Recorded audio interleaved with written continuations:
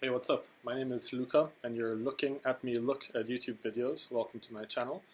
The video that we're going to be watching today is posted by Neuralink. It's called Monkey MindPong. For those of you who are wondering, Neuralink is a company that is co-founded by, among others, Elon Musk.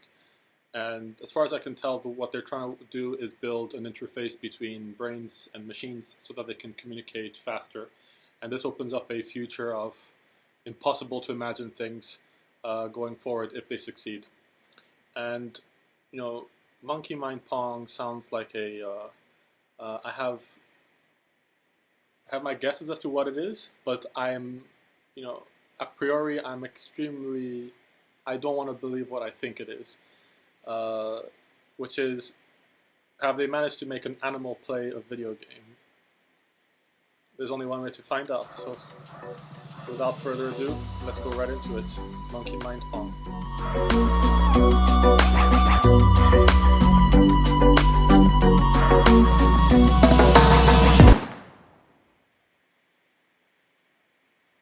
This is Pager. He's a 9-year-old macaque who had a Neuralink placed in each side of his brain about 6 weeks ago. If you look carefully, you can see playing a that video the fur game on his head hasn't quite fully grown back yet. He's learnt to interact with a computer for a tasty banana smoothie delivered through a straw. We can interact with the Neuralink simply by pairing them to an iPhone, just as you might pair your phone. This stuff is already out there. The links record from more than 2,000 electrodes implanted in the regions of Pager's motor cortex that coordinate hand and arm movements. Neurons in this region modulate their activity with intended hand movement. For example, some might become more active when he moves his hand up, and others when he moves it to the right. It's actually astonishing to think that animals are able to connect what they need to do if they get a reward to reinforce certain kind of behavior. First, we calibrate the decoder You're just like them. by recording neural activity as Pager uses the joystick to move a cursor. Of course, to like them, but on the we can master a far greater degree of abstraction than they can. Wirelessly streaming, in real time, the firing rates from thousands of neurons to a computer. Using these data, we calibrate the decoder by mathematically modeling the relationship between patterns of neural activity and the different joystick movements they produce. After only a few minutes of calibration, we can use the output. Okay, so this is just a calibration tool instead of the joystick. Pager still moves so they want to map the pattern of neural activity. As you can see, it's unplugged with the joystick position, the cursor so that with decoded they can let go of the joystick, and once this is trained on this pattern of neural activity, they can actually enable a person with paralysis map that to the actual or phone with their brain activity alone. Actionable item in the game Because without the monkey actually move moving the joystick. They would calibrate the decoder by imagining hand movements to target. Wow. One of the things the Neuralinks allow Pager to do is to play his favourite video game, Pong. To control his pattern on the right side of the screen, Pager simply thinks about moving his hand. This stuff is crazy. We've removed the joystick altogether. Now that he's up to speed, let's increase the difficulty and see how well Pager can play with the Neuralink.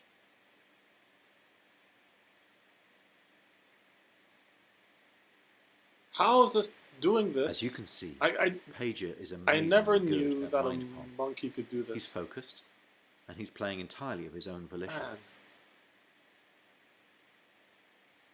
It's not magic. The reason Neuralink works is because it's recording and decoding electrical signals from the brain. My God. Great game, Pager. And what better reward for a monkey than a banana? We still have challenges spanning many fields of engineering. So if you're good at solving hard problems, quality promotion video to join the team. Even if you've never worked with the brain before, we would love to hear from you. Man, this is astonishing.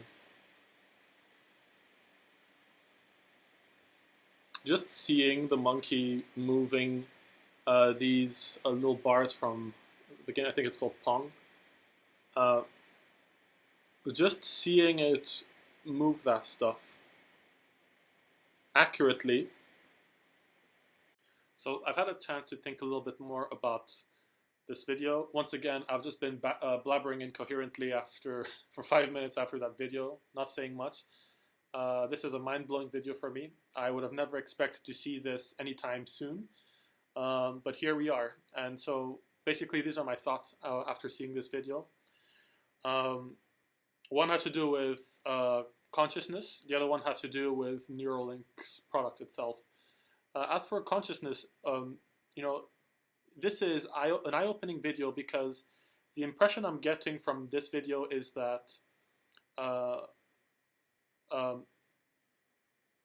critical faculties, which I thought were only intrinsic to humans, are actually exist, and they exist to some degree in animals like the monkey that you see here.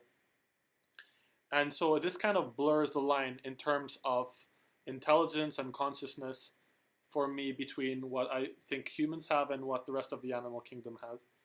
And that to me is extremely interesting because I feel like working on technology like this allows you to understand the human mind even better and the rest of what nature of intelligence, nature of consciousness as a whole. And seeing a monkey so effortlessly being able to play Pong like this, which is a video game that, up till today has been only played by human beings. Seeing a monkey being able to do that is, this is paradigm shifting. It makes you think, what else would we be able, if we could, to do with these animals? How could we be able to connect with them? Is there even a distinct possibility in the future that we may develop the tools to be able to communicate with them telepathically? For example, if you have, if you, as far as I can tell, with human language, the way that humans are able to communicate with language arises from the fact that, among other things, of course, we have a neocortex that is fairly, beefy, and by that I mean it is comprised of multiple layers of neurons, and each of these neurons are able to recognize patterns from the previous layer. So essentially, they pick up patterns at the base. You pick up patterns. From vocal cues, and on top of that, you pick up patterns from the patterns of the vocal cues, and eventually, as you rise up the hierarchy of neuron layers, there is this you reach increasing layers of abstraction and being able to model abstraction. And I think that this is one of the primary ingredients that are needed for humans to be able to communicate. Being able to manipulate and model abstraction through things like the neocortex. And most animals in the animal kingdom don't have I don't even think they have a neurocortex. They have what lies below it that provides the neural signals to the inputs of the neocortex, but they don't have the neocortex itself. So would it be possible in the future that a Neuralink would be able to read these signals from an animal like a chimpanzee or something, read these base signals, and then on top of that you construct an artificial neocortex, like in the cloud or something like that. And as the signals ping through this artificial neocortex, the output is human language. Because you've seen monkeys, you've seen gorillas and other things that have been taught sign language. And, what happens in that animal's mind as it is computing this sign language? How do you map that, it's just crazy to me just thinking about all these things, because I think that because the brain is dynamic and it's plastic, it's moldable. When you connect a neural link to it, you're not only the neural link can also be modifying your brain as well, because it can force possibly signals to be routed from different areas through the neural link, and a monkey being able to speak to a human Oh my god, I'm just getting into an absolute crazy territory where it's beginning to like blabber all over again. Um, I'm not a neuroscientist. I'm just thinking out loud.